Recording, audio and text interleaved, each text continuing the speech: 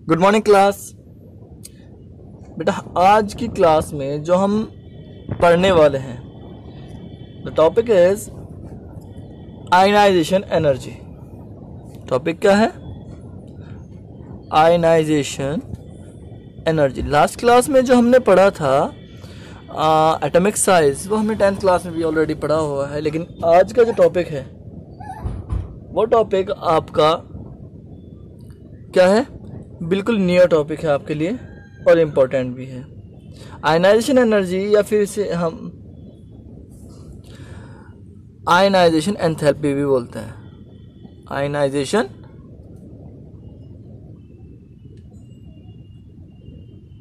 Enthalpy, ionization energy या फिर ionization enthalpy इसे हम बोलते हैं बेटा। ठीक है, सबसे पहले बात करते हैं अगर मैं कैसे डिनोट करता हूँ, कैसे रिप्रेजेंट करता हूँ, what is the symbol of ionization energy. तो इसे हम डेल आई एच, डेल्टा यानी change in ionization enthalpy, H enthalpy से रिप्रेजेंट करता है, या फिर आप इसे जनरली आई ई से, आयनाइजेशन एनर्जी से भी रिप्रेजेंट करते हो। क्लियर है आपको? तो आयनाइजेशन एनर्जी क्या है? तो आयनाइजेशन एनर्जी को बेटा अगर हम बात करते हैं, this is the amount of energy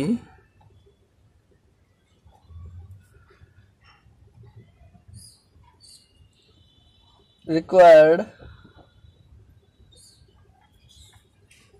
to remove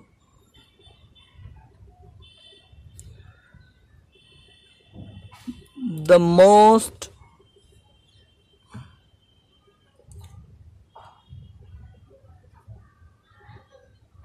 loosely bound electron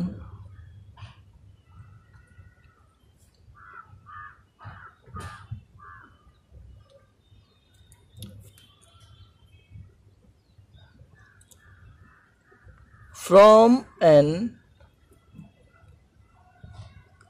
isolated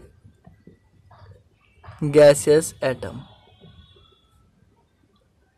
isolated gaseous atom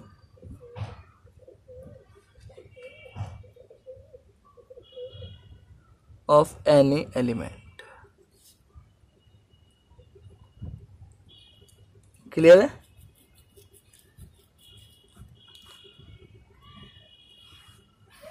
तो क्या है? It is the amount of energy which is required to remove the most loosely bound electron from an isolated gaseous atom of any element। किसी भी element के, कोई भी element है उसके जब उसे हम किसी उसके एटम को इसे गैसेस स्टेट में ले जाते हैं, और इस गैसेस स्टेट में ले जाने के बाद उसमें से हम अगर जो उसका सबसे बाहर वाला इलेक्ट्रॉन है उसे रिमूव करने के लिए जो एनर्जी चाहिए हमें, उसे हम आयनाइजेशन एनर्जी कहते हैं। सिंपली आप इसे ये भी कह सकते हो कि कोई भी एलिमेंट है तो उसके मोस्ट कह लीजिए सबसे बाहर वाले इलेक्ट्रॉन को रिमूव करने के लिए जो एनर्जी रिक्वायर्ड होती है उसे हम आयनाइजेशन एनर्जी कहते हैं। इसके लिए कंडीशन क्या है? कंडीशन ये है कि बेटा आपका एलिमेंट गैसेस स्टेट में होना चाहिए। क्लियर है? समझ में आ रही बात आपको? यानी आपकी कोई मेटल है, मान लो कोई भी सब्सटेंस है, मान लो कोई ए है, कोई एटम है ए, अगर वो सॉलिड स्टेट में है तो पहले से हम हीट करके गैसेस स्टेट में ले जाएंगे। ठीक है, गैसेस स्टेट में ले जाने के बाद हम उसे जो एनर्जी देंगे, यहाँ पर जो हम उसे एनर्जी देंगे और उसमें से एक इलेक्ट्रॉन रिमूव करने के बाद, तो उस एनर्जी को जो इसमें एक इलेक्ट्रॉन रिमूव करने के लिए चाहिए उसे हम आयनाइजेशन एनर्जी कहते हैं। क्या कहते हैं? Delta I H. क्लियर है बेटा आपको? समझ में आ रही बात? देखो ये चीज क्लियर है, कोई भी किसी भी एलिमेंट के सबसे बाहर वाले एटम से, किसी भी एटम के सबसे बाहर वाले शेल से इलेक्ट्रॉन रिमूव करने के लिए जो एनर्जी रिक्वायर्ड होती है, यानी इलेक्ट्रॉन रिमूव करने के लिए जो हमें एनर्जी रिक्वायर्ड होती है उसे हम आयनाइजेशन एंथैल्पी बोलते हैं। कंडीशन सिर्फ इतनी सी है कि आपका जो एलिमेंट है it should be presence in gases state. कौन सी स्टेट में? गैसेस स्टेट में प्रेजेंट होना चाहिए। क्लियर है? और एनर्जी को जो हम बात करते हैं तो इसे हम जो इसकी यूनिट है वो किलो जूल मोल इनवर्स है, किलो जूल पर मोल। क्लियर है? आयनाइजेशन एनर्जी के साथ साथ हम बेटा आयनाइजेशन पोटेंशियल भी पढ़ते हैं। क्या पढ़ते हैं? कहीं कहीं पर आप एक नई टर्म, एक और टर्म पढ़ोगे, आयनाइजेशन पोटेंशियल। ठीक है? आयनाइजेशन पोटेंशियल है क्या? It is the voltage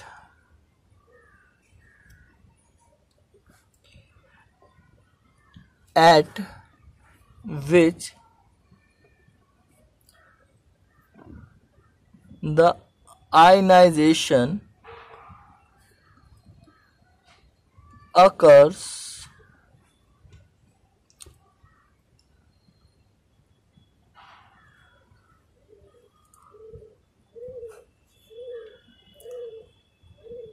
clear है बेटा आपको?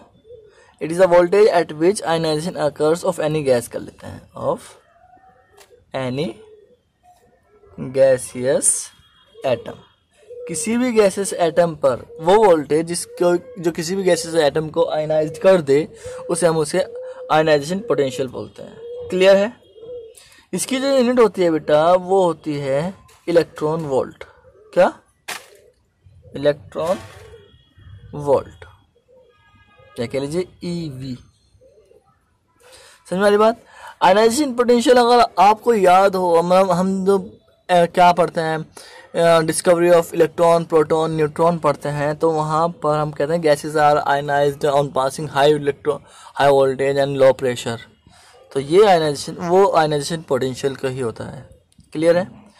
आयनाइजेशन पोटेंशियल और आयनाइजेशन एनर्जी में रिलेशन क्या है? These are numerical equal values.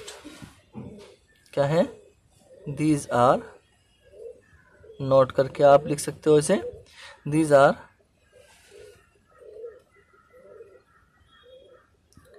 Numerically equal to each other. समझ में बात है आपको? Numerically equal to each other, तो एक दूसरे से न्यूमेरिकली इक्वल है, यानी इनकी जो वैल्यूज होती हैं वो सेम होती हैं। तो अगर आप किसी गैस के आयनाइजेशन एनर्जी पता है तो आप आयनाइजेशन पोटेंशियल को उसे इलेक्ट्रॉन वोल्ट में प्रेजेंट कर दो, तो वो क्या बोलते हैं, आपका आयनाइजेशन पोटेंशियल हो जाएगा। अगर आपके पास आयनाइजेशन पोटेंशियल है, उसे किलो जूल पर मोल में रिप्रेजेंट करोगे तो वो आपकी आयनाइजेशन एनर्जी होगी। Is that clear? एक तो चीज बेटा हमें ये चीज समझ में आई है। अब बात करते हैं नेक्स्ट टॉपिक की, और नेक्स्ट टॉपिक क्या है? नेक्स्ट टॉपिक है सक्सेसिव आयनाइजेशन एनर्जीज। क्या है बेटा? Successive ionization energies. Successive ionization energy. तो सक्सेसिव आयनाइजेशन एनर्जी जो है, या फिर कह लीजिए आयनाइजेशन एंथैल्पी क्या है, वो क्या होती है, ये चीज हमें पता होनी चाहिए। सक्सेसिव जो होता है वो आपको पता है, it is a regular, concurrent, या फिर करंटली या कंटिन्यूसली एनर्जी की बात हम कर रहे हैं। ठीक है ना? तो एक्चुअल में आयनाइजेशन एनर्जी जो होती है बेटा आपकी, दीज आर फ्यू टाइप्स। कह लीजिए first ionization energy, second ionization energy,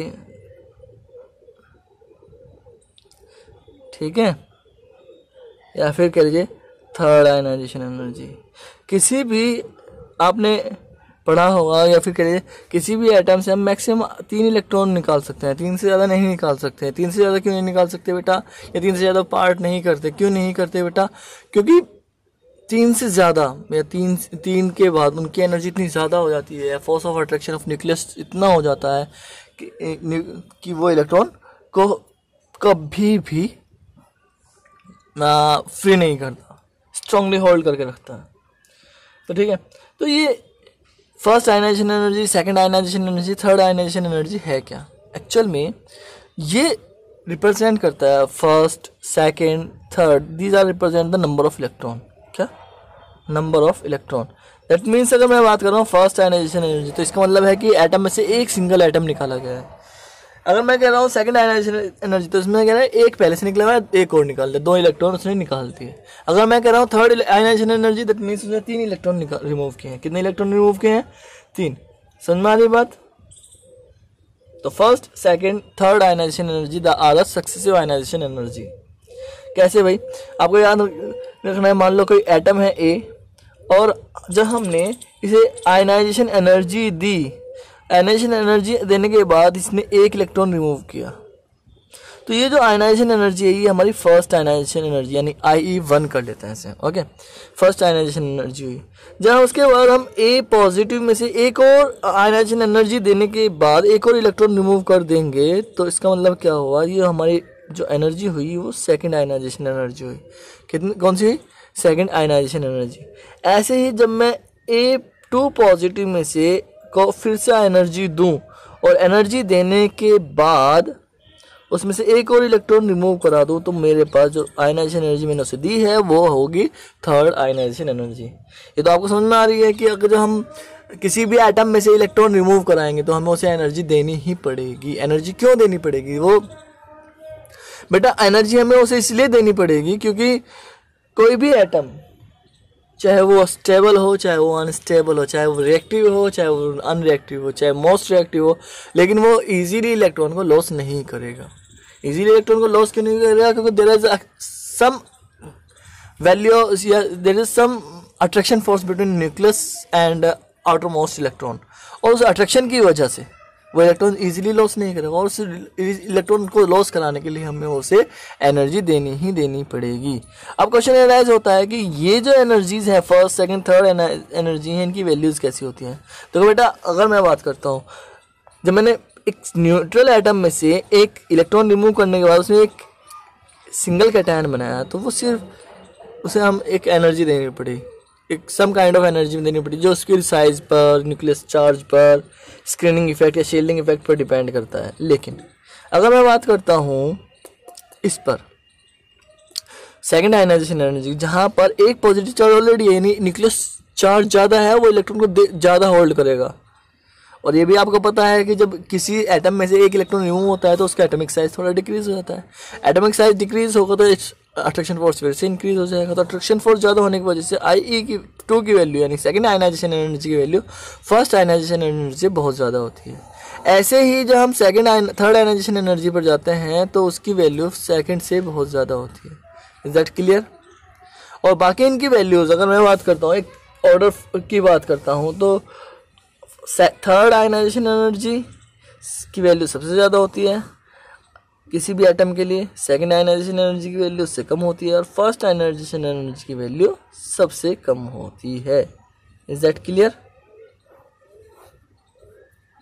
चलिए, तो ये चीज़ें आपको आई होप समझ में आ गई होंगी कि first ionization energy, second ionization energy, third ionization energy क्या होती है। Is that clear? अब बात करते हैं हम कि भाई इफेक्ट्स या factors which are affect ionization energy. Factors which are affect ionization energy, यानी हम उन फैक्टर्स के बारे में बात करेंगे जो आयनाइजेशन एनर्जी को इफेक्ट डालते हैं, यानी उन पर इफेक्ट डालते हैं कि वो उसकी वैल्यू उन पर डिपेंड करती है। कह लीजिए फैक्टर्स यानी आयनाइजेशन एनर्जी की वैल्यू किन किन फैक्टर्स पर डिपेंड करती है, ये चीज़ सबसे पहली बात है। क्लियर है? The first one, size of atom. First क्या है बेटा? Size of atom. एटम का साइज बेटा ये तो चीज समझ में आती है, एटम का साइज इतना छोटा होगा, न्यूक्लियस चार्ज उतना ही ज्यादा, यानी कि कह लीजिए इलेक्ट्रॉन और न्यूक्लियस के बीच में अट्रैक्शन फोर्स उतना ही ज्यादा होगा और वो इजीली लॉस नहीं करेगा, तो इसका मतलब आयनाइजेशन एनर्जी ज्यादा हो जाएगी। तो कह सकते हैं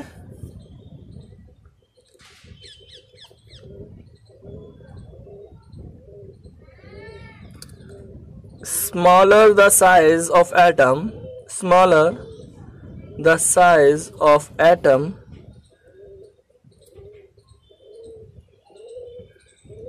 higher the value of ionization energy. Clear? और इसका रीजन क्या है भाई? रीजन भी लिख देते हैं. It is due to in small atoms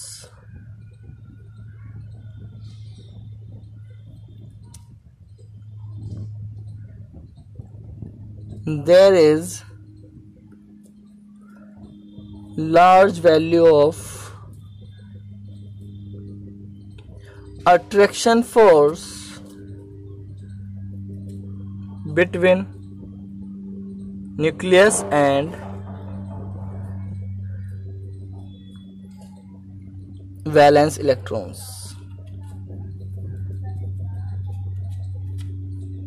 Hence, greater the value of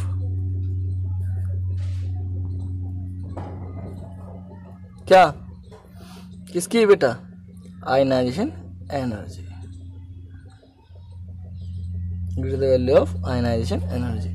तो ये चीज समझ में आ रही है आपको? तो साइज ऑफ एटम डिपेंड करता है, साइज जितना ज़्यादा छोटा होगा. तो इसी वजह से अगर हम कहें कि भाई सेकेंड पीरियड में जैसे कि लिथियम है, सोडियम है, सॉरी सेकेंड पीरियड की बात कर रहे हैं हम, लिथियम है, बेरिलियम है, बोरॉन है, कार्बन, नाइट्रोजन, ऑक्सीजन, फ्लोरीन है.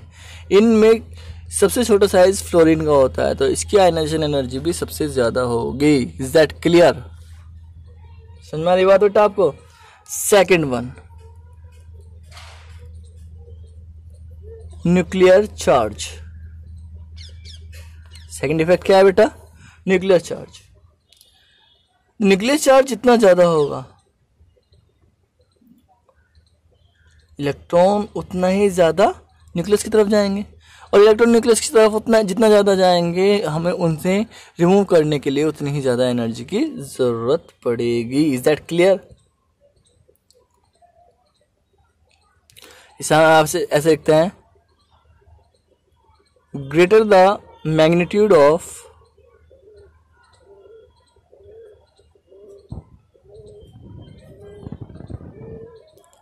nuclear charge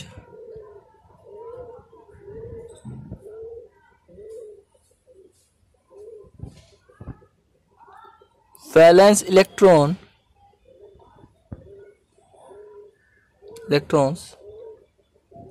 experience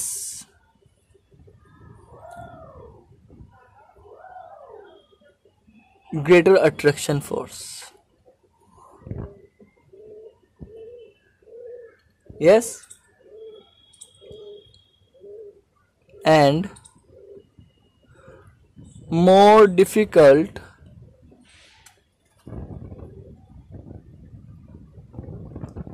to remove them. समझ में आ रही बात बेटा आपको? उन्हें रिमूव करना उतना ही ज़्यादा मुश्किल होगा.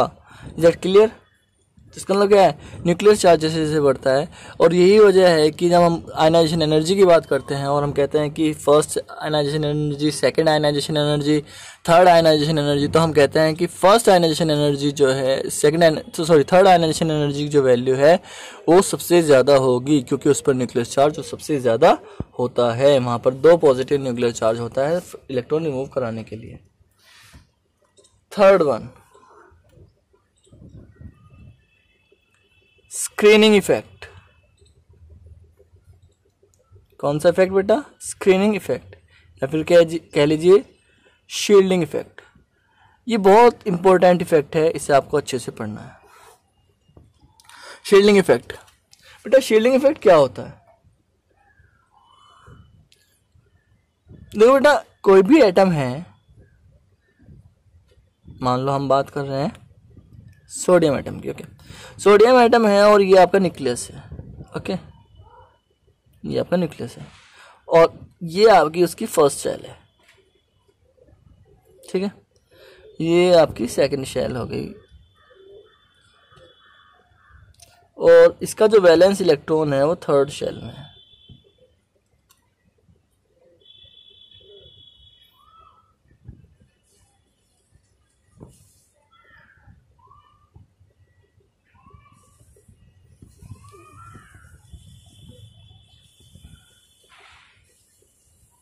चलिए, तो इसके 2 इलेक्ट्रॉन तो फर्स्ट शेल में है, यस, और 8 इलेक्ट्रॉन जो हैं वो सेकंड शेल में है। 1 2 3 4 5, 1 2 3 4 5 6 7 और ये आपका 8 इलेक्ट्रॉन सेकंड शेल में है और लास्ट में 1 इलेक्ट्रॉन वैलेंस शेल में है। और हम कहते हैं कि न्यूक्लियस जो है इसके बीच में एक अट्रैक्शन फोर्स है जिसकी वजह से ये होल्ड किए हुए है उसे, ठीक है। इसे रिमूव करना इजीली नहीं होगा। तो बेटा यहाँ पर डिपेंड करता है आपका शील्डिंग इफेक्ट। एक्चुअल में क्या है, न्यूक्लियस इलेक्ट्रॉन्स के बीच में सभी इलेक्ट्रॉन्स और न्यूक्लियस के बीच में तो अट्रैक्शन फोर्स ऑफ अट्रैक्शन है, लेकिन इलेक्ट्रॉन्स क्योंकि दे आर सेम चार्ज, उनके बीच में रिपल्सन होगा। और इस रिपल्सन की वजह से इन दोनों के बीच में रिपल्सन, इन दोनों के बीच में रिपल्सन, और इस रिपल्सन की वजह से इसका जो नेट न्यूक्लियस चार्ज होना चाहिए वो इफेक्टिव न्यूक्लियस चार्ज से कम हो जाता है। तो नेट न्यूक्लियस चार्ज का इफेक्टिव न्यूक्लियस चार्ज का नेट न्यूक्लियस चार्ज से कम होना हम शील्डिंग इफेक्ट कहते हैं। क्या कहते हैं? शील्डिंग इफेक्ट कहते हैं। समझ में आ रही बात आपको?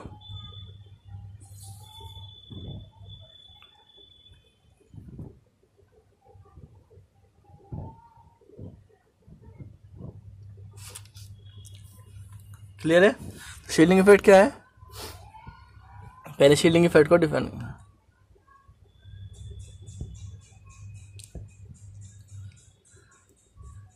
It is the decrement of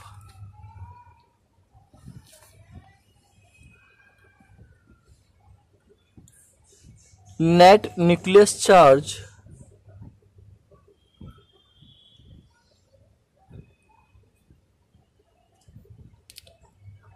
to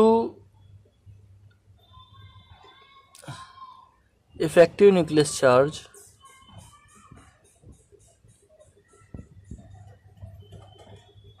of an atom due to repulsion between electrons and electrons। क्या कह लीजिए? inner electrons and valence electrons। समझ में आ रही बात बेटा? मैं फिर से बता रहा हूं कि हर न्यूक्लियस जो है उस पर इलेक्ट्रॉन को वो अट्रैक्ट करता है, सभी इलेक्ट्रॉन्स को वो अट्रैक्ट करता है। लेकिन जैसे ही हम बात करते हैं वैलेंस इलेक्ट्रॉन की, तो वैलेंस इलेक्ट्रॉन्स के जो है उस पर मान लो सोडियम है तो उस पर 11 प्रोटॉन का पॉजिटिव चार्ज लगना चाहिए एक इलेक्ट्रॉन पर। इस इलेक्ट्रॉन पर 11 प्रोटॉन का पॉजिटिव चार्ज होना चाहिए। लेकिन क्या होता है कि इलेक्ट्रॉन के बीच के रिपल्सन की वजह से जो पॉजिटिव चार्ज, जो अट्रैक्शन फोर्स लगना चाहिए था 11 प्रोटॉन का, वो नहीं होता बल्कि कम हो जाता है, जिसे हम इफेक्टिव न्यूक्लियस चार्ज कहते हैं। क्या कहते हैं? इफेक्टिव न्यूक्लियस चार्ज कहते हैं।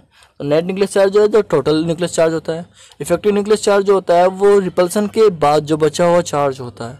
इलेक्ट्रॉन के बीच के रिपल्सन के बाद जो बचा हुआ वो चार्ज जो एक्चुअल में उसे अट्रैक्ट करता है, उस चार्ज को हम बोलते हैं effective nucleus charge. Effective nucleus charge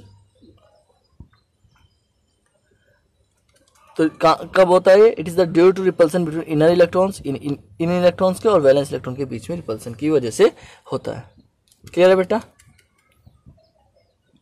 इसे हम स्क्रीनिंग इफेक्ट या शील्डिंग इफेक्ट कहते हैं। तो आप इसे कैसे कहोगे कि भी मैथमेटिकली जो रिप्रेजेंट किया गया है इसे हम Z star equals to Z minus S से रिप्रेजेंट करते हैं। तो इफेक्टिव न्यूक्लियस चार्ज Z क्या है आपका यहाँ पर? ये आपका इफेक्टिव न्यूक्लियस चार्ज है। इफेक्टिव न्यूक्लियस चार्ज Z क्या है यहाँ पर? ये नेट न्यूक्लियस चार्ज है, नेट न्यूक्लियस चार्ज। ओके, और S क्या है आपका? S आपका शील्डिंग इफेक्ट है।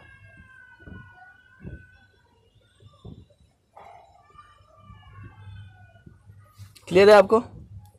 ऐसा आपका यहाँ पर शील्डिंग इफेक्ट या स्क्रीनिंग इफेक्ट है। और ये जो आपका शील्डिंग इफेक्ट है ये हमेशा नंबर ऑफ इलेक्ट्रॉन्स पर, जो इनर इलेक्ट्रॉन्स होते हैं, इन पर डिपेंड करता है। किस पे डिपेंड करता है? It depends number of inner electrons, number of inner electrons, ये इनर इलेक्ट्रॉन्स के नंबर पे डिपेंड करता है। और जितने ज़्यादा इनर इलेक्ट्रॉन्स होंगे उतना ही ज़्यादा शील्डिंग इफेक्ट होगा, और जितना ज़्यादा शील्डिंग इफेक्ट होगा उतना ही कम आपका इफेक्टिव न्यूक्लियस चार्ज होगा। Set clear? शील्डिंग इफेक्ट जितना ज़्यादा, इफेक्टिव न्यूक्लियस चार्ज उतना ही कम। समझ वाली बात? और इफेक्टिव न्यूक्लियस चार्ज अगर कम होगा तो आयनाइजेशन एनर्जी ज़्यादा हो जाएगी। तो इसीलिए अगर हम कहते हैं कि एटॉमिक नंबर बढ़ने के साथ साथ इफेक्टिव न्यूक्लियस चार्ज बढ़ जाता है, सॉरी, इफेक्टिव न्यूक्लियस चार्ज घटेगा। कहीं पर बढ़ता है, कहीं पर घटता है।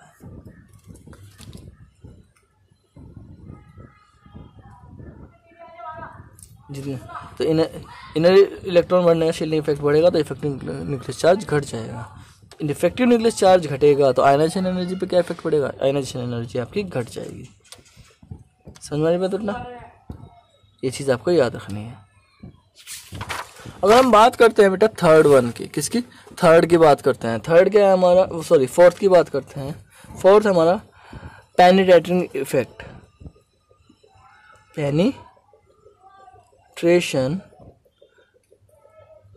इफेक्ट ऑफ इलेक्ट्रॉन्स, इलेक्ट्रॉन्स का penetration effect. Penetration effect actually क्या होता है बेटा? पेनिट्रेशन इफेक्ट क्या होता है कि कभी कभी क्या होता है कि जो आपके इलेक्ट्रॉन है, किसी भी एटम में जो इलेक्ट्रॉन्स हैं, वो इसका इलेक्ट्रॉन क्लाउड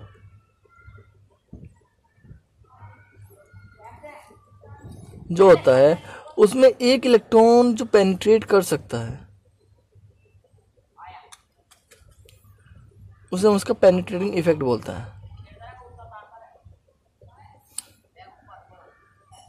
समझ आ रही बात? पेनिट्रेटिंग इफेक्ट क्या होता है मैं आपको फिर से बताता हूँ कि भाई जब इलेक्ट्रॉन क्लाउड में कोई इलेक्ट्रॉन अंदर जाए या उससे निकालें या फिर इस इलेक्ट्रॉन क्लाउड को पेनिट्रेट कर सकता है, it is the penetrating power. मैं अगर पेनिट्रेटिंग इफेक्ट के बारे में बात करता हूँ, पेनिट्रेटिंग इफेक्ट है क्या? तो पेनिट्रेटिंग इफेक्ट बेटा क्या होता है?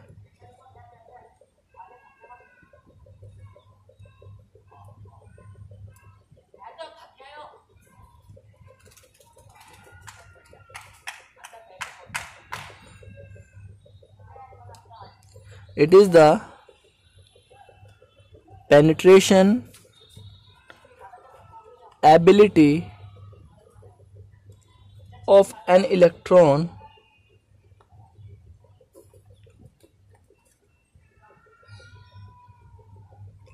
into other electron cloud।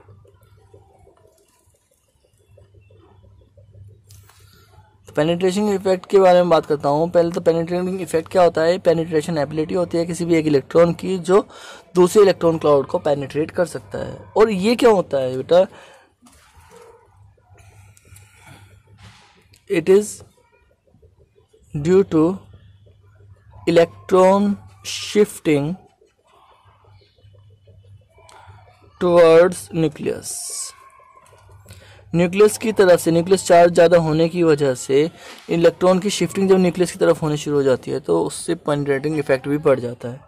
और आपको ये चीज़ याद रखनी है कि जो एस सबसे ज़्यादा नज़दीक होता है, पी उससे दूर होता है, डी उससे दूर होता है, और एफ यानी एस सब शेल में जो प्रेजेंट इलेक्ट्रॉन होंगी उनकी पेनिट्रेटिंग पावर सबसे ज़्यादा होगी, और एफ में जो होंगे उनकी पेनिट्रेटिंग पावर सबसे कम होगी। Is that clear? लेकिन अगर मैं बात करता हूँ बेटा नेक्स्ट लास्ट वन की, लास्ट वन है आपका electronic configuration. Electronic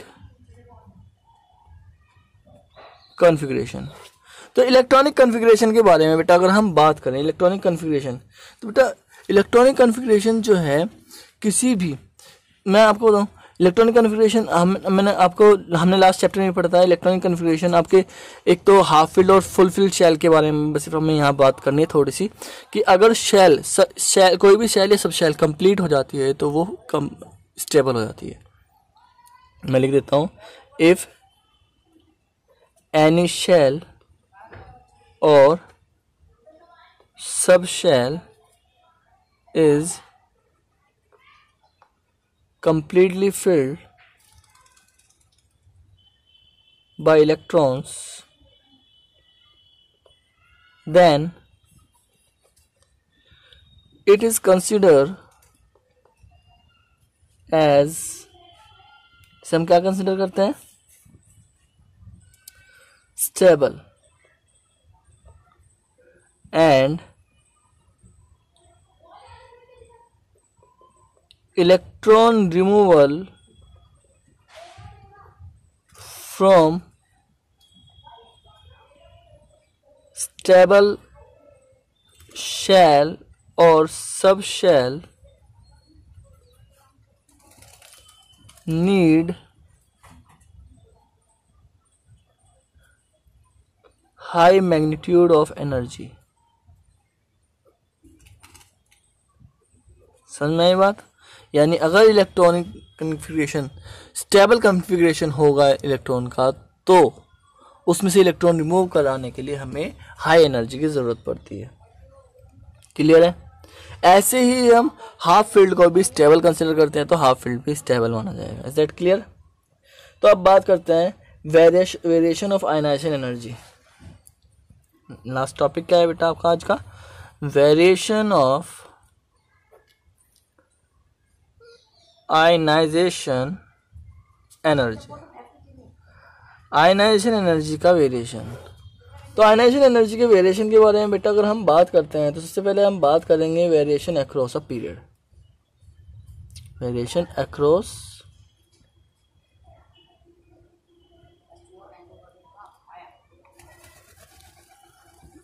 the period. Variation across the period के बारे में बात करेंगे बेटा आप। तो वेरिएशन अक्रॉस द पीरियड के बारे में अगर हम देखते हैं तो देखिए हमें पता है जनरली अगर हम बात करते हैं, जनरल में अगर बात करता हूँ तो जनरली जब हम लेफ्ट राइट मूव करते हैं तो न्यूक्लियस चार्ज इंक्रीज हो जाता है। अब न्यूक्लियस चार्ज इंक्रीज होगा तो ऑब्वियसली अगर मैं बात करता हूँ एटॉमिक नंबर भी इंक्रीज होगा, और न्यूक्लियस चार्ज भी इंक्रीज होगा, तो इलेक्ट्रॉन को जो अपनी तरफ पुल करने की टेंडेंसी है न्यूक्लियस की वो इंक्रीज होगी, जिससे क्या होगा बेटा? आयनाइजेशन एनर्जी इंक्रीज होगी, जिससे आयनाइजेशन एनर्जी इंक्रीज हो जाएगी। समझ वाली बात आपको? आयनाइजेशन एनर्जी जो है वो इंक्रीज हो जाएगी। अब देखो एग्जांपल ले लेते हैं, पहले लिख देते हैं थोड़ा सा। On moving left to right on increasing atomic number,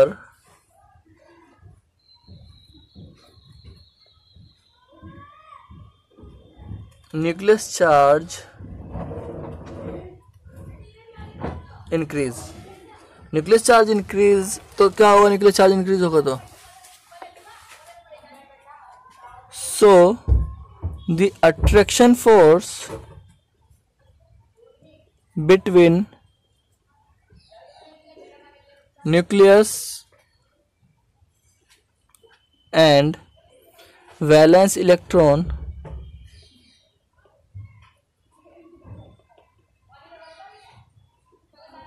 increase, hence ionization energy increase. ये चीज़ तो आपको समझ में आ गई कि आयनाइजेशन एनर्जी इंक्रीज होगी। लेकिन यहाँ पर जो अगर मैं ग्राफिकली देखता हूँ तो लिथियम देखते हैं, अगर हम बात करते हैं लिथियम है, बेरिलियम है, बोरॉन है, carbon, nitrogen, oxygen, fluorine, yes, और उसके बाद हम नियॉन भी ले लेते हैं। चलिए ठीक है, ये ले रहे हैं। तो मैं देखता हूँ इनके इलेक्ट्रॉनिक कन्फिग्रेशन के बेस पर अगर मैं इन्हें मेजर करता हूँ तो क्या बेटा देखो यहाँ पर जब मैं बात करता हूँ लिथियम की, ग्राफिकली अगर मैं देखता हूँ इसे, अगर मैं एटॉमिक नंबर Z और एनर्जी आयनाइजेशन एनर्जी के बीच में ग्राफ प्लॉट करता हूँ और मैं पहले स्टार्ट करता हूँ लिथियम से, तो लिथियम की जो एनर्जी होगी वो सबसे कम होगी। तो यहाँ पर आप लिथियम मान लेते हैं। लिथियम से जब बेरिलियम पे जाता है तो इसका इलेक्ट्रॉन कन्फिग्रेशन 1s2 2s1 है। तो जब ये यहाँ पर जाएगा 1s2 2s2, तो मैंने क्या कहा था, सब शेल जो है वो वो जो है सब शेल कंप्लीट है तो वो इंक्रीज होगा। लेकिन जब यहाँ पर जाते हैं 1s2 2s2 एंड 2p1, तो इसमें एक इलेक्ट्रॉन है, इजीली लॉस कर सकता है। बेरिलियम से जब बोरॉन पर जाते हैं हम, तो आपको याद रखना है कि वो 2s2 इलेक्ट्रॉनिक कन्फिग्रेशन पाने के लिए लायक है क्योंकि वो स्टेबल है। तो क्या होगा, बेरिलियम से बोरॉन पर थोड़ी सी वैल्यू घट जाएगी। वैल्यू घटने के बाद हम कार्बन पर जाते हैं 1s2 2s2 एंड 2p2। अब उसे कोई फर्क नहीं पड़ता, एक इलेक्ट्रॉन लॉस करेगा एक इलेक्ट्रॉन लॉस करेगा तो स्टेबल होगा नहीं, तो कार्बन की वैल्यू से वो बढ़ जाएगा। तो कार्बन के बाद जब वो नाइट्रोजन पर जाता है 1s2 2s2 एंड 2p3। अब यहाँ देखो ये जो वैल्यू है नाइट्रोजन की वो हाफ स्टेबल है 2p3, यानी p में 3 इलेक्ट्रॉन है, 3 इलेक्ट्रॉन p में 3 इलेक्ट्रॉन है, वो हाफ फील्ड हो गया। हाफ फील्ड है तो स्टेबल है, तो वो और ज़्यादा बढ़ेगा। यस, तो नाइट्रोजन पर चले जाएंगे। जहाँ ऑक्सीजन पर जाएंगे तो 1s2 2s2 2p4। अब वो 2p4 है, वो स्टेबल नहीं है, लेकिन एक इलेक्ट्रॉन लॉस करेगा तो वो स्टेबल हो जाएगा, तो वो यानी इजीली लॉस कर सकता है। तो नाइट्रोजन से ऑक्सीजन की जो वैल्यू होती है, ऑक्सीजन की आयनाइजेशन एनर्जी की वैल्यू नाइट्रोजन से कम होती है। जैसे बोरॉन की बेरिलियम से कम होती है, ऐसे ही ऑक्सीजन की नाइट्रोजन से कम होती है। उसके बाद फ्लोरीन पर जाएंगे तो अब 1s2 2s2 2p5। अब यहाँ पर इसका एटॉमिक साइज भी डिपेंड करेगा, तो ये बहुत ज़्यादा बढ़ जाएगी। और ऐसे ही जब हम नियॉन के बारे में बात करते हैं तो स्टेबल है ये बेटा, तो नियॉन जो है और ज़्यादा जाएगा, तो ये फ्लोरीन हो गया और आपका नियॉन। समझ वाली बात। तो इस तरह ग्राफ होता है। तो यहाँ पर दो जो है लूप कह लीजिए या फिर ऐसी चीज़ कह लीजिए डाउन हो रहे हैं वैल्यू। तो इसका रीज़न जस्ट क्या है कि उससे अगर वो एक ही इलेक्ट्रॉन, अगर आप इन दोनों के लिए कोई भी कॉमन सी चीज़ लिखें तो रीज़न क्या होगा बेटा कि एक इलेक्ट्रॉन लॉस करने के बाद वो स्टेबल कन्फिग्रेशन पा लेते हैं। अगर वो एक इलेक्ट्रॉन लॉस करते हैं तो स्टेबल कन्फिग्रेशन पाएंगे, तो वो क्या करेगा, इजीली इलेक्ट्रॉन लॉस कर सकते हैं, जिससे कि एनर्जी की वैल्यू कम हो जाएगी। Is that clear? चलिए अब हम बात करते हैं वेरिएशन अक्रॉस दी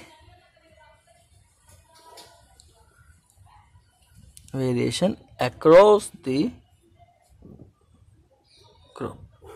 अब अक्रॉस द ग्रुप यानी हम कहते हैं on moving up to down कह लेते हैं। On moving up to down क्या होगा, number of shell increase, so the attraction force decrease due to shielding effect कह लीजिए,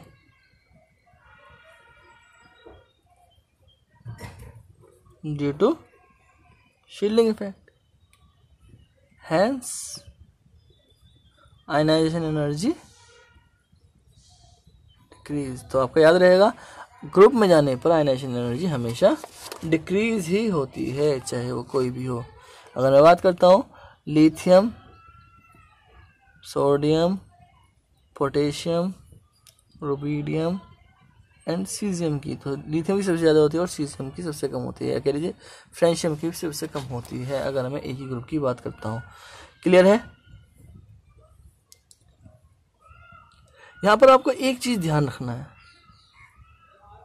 ये जो ना रेगुलरली गिरता है, लेकिन सोडियम और पोटेशियम के बारे में जब हम बात करते हैं तो सोडियम से पोटेशियम पर जाने पर बहुत ज़्यादा वैल्यू डिक्रीज होती है। सोडियम से पोटेशियम पर जाने पर बहुत ज़्यादा वैल्यू डिक्रीज होती है, और इसका रीज़न है शील्डिंग इफेक्ट। क्या बेटा? Shielding effect. Effective nucleus charge बहुत कम होता है यहाँ पर। क्लियर है? इफेक्टिव न्यूक्लियस चार्ज बहुत ही कम होता है, इसलिए ऐसा होता है।